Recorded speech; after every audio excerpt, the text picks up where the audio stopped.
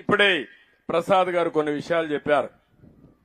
మామూలుగా చెత్తలో మనం చూస్తే పొడి చెత్త, తడి చెత్త ఇవన్నీ కూడా మనం వేస్తున్నాం. దాన్ని సెగ్రిగేట్ చేసి రీసైక్లింగ్ పంపించాల్సిన అవసరం ఉంది.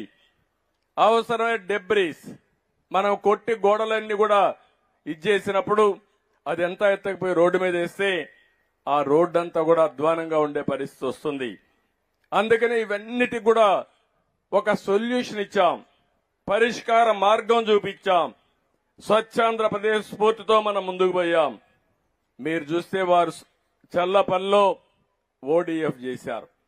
రాష్ట్రం మొత్తం మీరు చూస్తే 2,43,612 వ్యక్తిగత మరుగుదొడ్లు కట్టి 8,124 కమ్యూనిటీ టాయిలెట్లు కట్టి టాయిలెట్లు కూడా చాలా నీట్ గా కట్టి అవసరమైతే ఒక 4-5 రూపాయల టికెట్ కూడా పెట్టి మిస్యూజ్ చేయకుండా ఎక్కడికక్కడ టాయిలెట్స్ అన్ని నిర్మాణం చేసి 110 మున్సిపాలిటీలో రాష్ట్రాన్ని ఓడిఎఫ్ రాష్ట్రంగా చేసిన ప్రభుత్వం తెలుగుదేశం ప్రభుత్వం ఆ రోజుల్లోనే.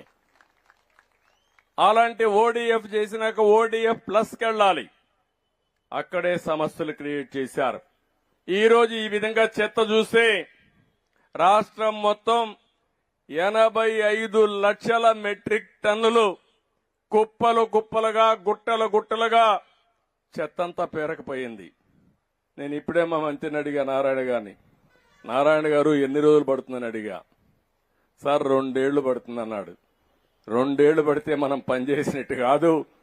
365 రోజుల్లో మొత్తం చెత్తంతా క్లీన్ చేసే బాధ్యత మీకు అప్పచెప్తున్నానని నారాయణ గారికి ఇప్పుడే ఆదేశాలు ఇచ్చాను.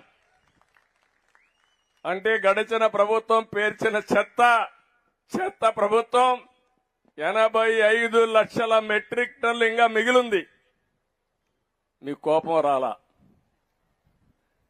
ఇంకా వాళ్ళు సిగ్గు లేకుండా రోడ్డు మీద మాట్లాడుతూ ఉంటారు.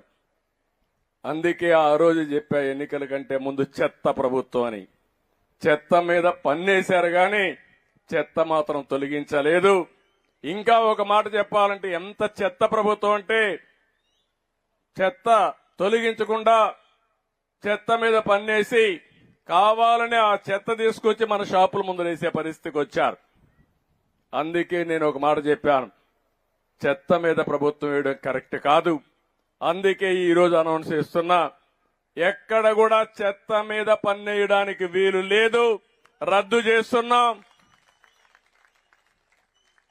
ఈ రోజు నుంచి ఎక్కడ కలెక్ట్ చేయొద్దని మా మంత్రులకు వాళ్ళకి ఆదేశాలు ఇస్తున్నాను.